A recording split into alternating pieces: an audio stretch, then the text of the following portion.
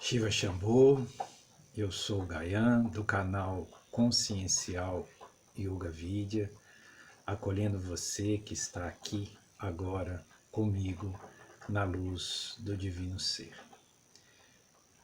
Recentemente eu vi um comentário, uma pergunta feita por alguém, já não me lembro quem, de qual seria a necessidade de Jesus estar no deserto ou ir ao deserto. Por que precisava ele passar pela experiência do deserto? Porque isso dá uma sensação de incompletude, como se ele tivesse que fazer um trabalho adicional para atingir aquilo que é um estado divino, como se ele ainda necessitasse de esforços de aprimoração. E talvez precisasse, não sabemos e nem entraremos nesta questão. Mas o interessante é que esse deserto, ele é muito simbólico e significativo. Aliás, todos nós precisamos atravessar os nossos próprios desertos, né, para chegar aos oásis de luz. Nenhum oásis de luz se estabelece antes da travessia dos desertos. E aqueles que nós pensamos ter, que são anteriores aos desertos, são paraísos artificiais, são oásis fictícios, ilusórios, transitórios, não consistentes, voláteis, que se desintegram ao sabor das vicissitudes da existência condicionada. Então esse deserto, ele é realmente algo bastante simbólico, em que muitas simbologias existem em relação a esse deserto. Mas há um valor implícito, mais profundo aí, que raramente é visto, que é o sentido de deserto ser o esvaziamento ou a perda de tudo, ao chegar a um nada, a um vazio. Porque o deserto é aquele lugar onde nada existe em termos de vida. É um lugar árido, onde não nascem os vegetais, raros animais ali vivem. Então dá esse sentido de vazio. E nessa abordagem, um deserto significa aquilo que nós precisamos perder. Não adquirir, mas perder. Ou seja, que antes de nós fazermos esse sublime e supremo encontro com o divino, nós temos que perder a nós mesmos. Perder a nós mesmos no sentido de perder esses valores que temos cultuado e cultivado, aos quais temos nos apegado ferrenhamente. Todos esses conceitos, todos esses dogmas, todas essas estruturas personais rígidas, toda essa crosta rígida do ego. Então é um processo de morte. E é difícil para nós atravessarmos esse deserto nesse contexto, porque nós acreditamos que nos é imprescindível isso que nós pensamos de nós mesmos, ou isto que nós edificamos em torno de nós mesmos, como uma muralha muito fortificada que protege os nossos castelos ilusórios dos ataques exteriores. Então nós sempre estamos em processo de defesa, e a defesa se vem com edificação de muralhas e exércitos, ou seja, de arquivos, mananciais de conceitos, de dogmas, de crenças, né, que nós usamos para nos defender deste vazio existencial. Então, quando a gente fala de Jesus ir ao deserto, isso pode ser um simbolismo de que, assim como ele, Jesus, para atingir a condição crística, teve que visitar os desertos, nós também, para atingirmos a condição crística, que a nós também é possível, nós temos que estar em desertos ou em estado de desertificação, ou seja, morrer, né, para esse ego, para esse homem velho, ou para esses arquivos que carregamos e trazemos. É um esvaziamento. É perder para se encontrar. É morrer para de fato nascer. Isso nos é muito difícil. E é somente nesse momento que nós podemos fazer a verdadeira entrega ao divino. Porque quando nós estamos movidos pelo ego, o ego não se entrega, o ego não se rende. E não pode haver verdadeira condição espiritual sem a entrega incondicional ao divino. Estava lendo, estudando os textos de Ciro Aralbindo, né, que eu gosto muito, dentro desse processo do yoga integral que ele trouxe, né, estabelecendo como sadhana não esses rigores, né, de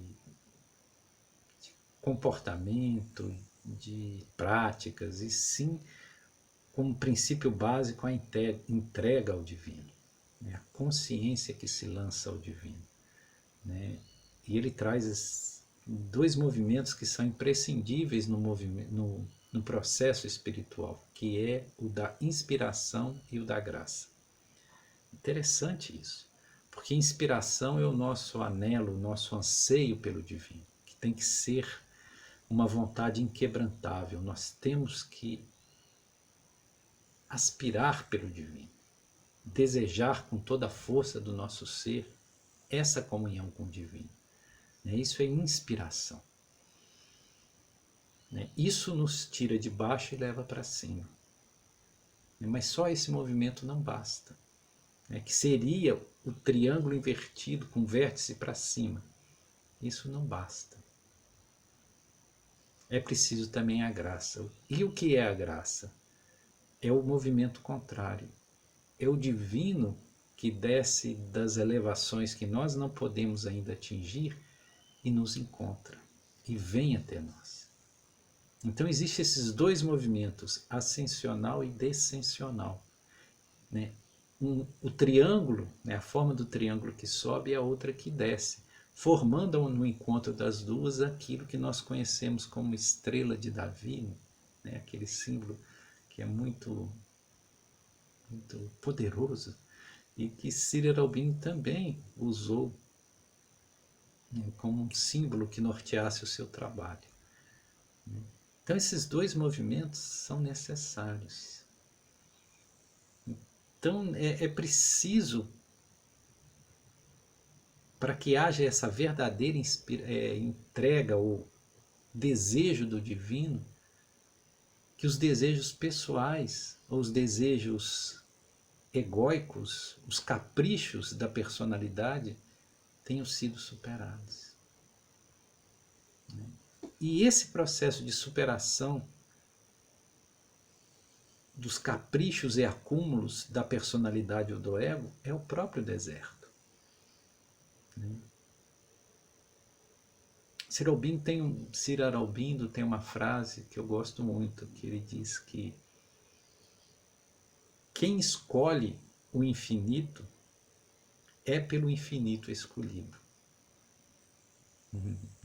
Qual seja, aquele que faz a opção radical de escolha pelo infinito, ou seja, se desapega de todas essas ilusões transitórias do mundo material manifesto e faz a opção radical pelo infinito, nesse exato momento, nessa exata e precisa condição, o infinito também o escolhe. Então, quando nós escolhemos por Deus, Deus nos escolhe. E aí se processa esse duplo movimento de ascensão e descensão. O humano que sobe para o divino e o divino que desce para a condição humana. A matéria que se espiritualiza e o espírito que se materializa. É bonito isso. Então, nós precisamos passar por esse deserto até mesmo para pretendermos ter condição de trabalho e auxílio nesse mundo. O que vamos dar a esse mundo se nós não realizamos o divino?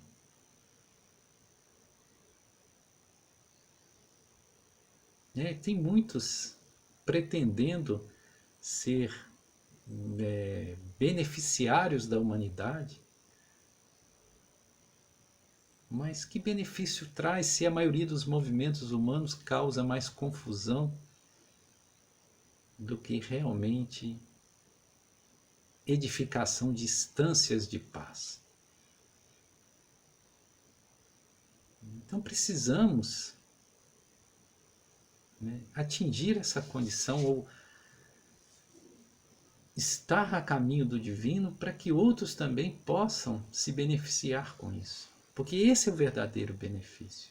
Porque todas as coisas materiais, ouro, prata, tudo isso é perecível e transitório.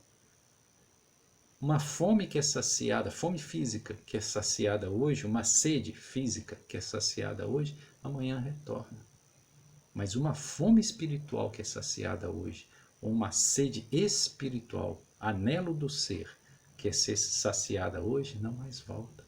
É aquilo que Jesus chamava de a água da vida, naquele diálogo que ele teve com a mulher samaritana, oferecendo a ela, prometendo a ela uma água viva, que uma vez bebida, nunca mais aquele que bebe volta a ter sede.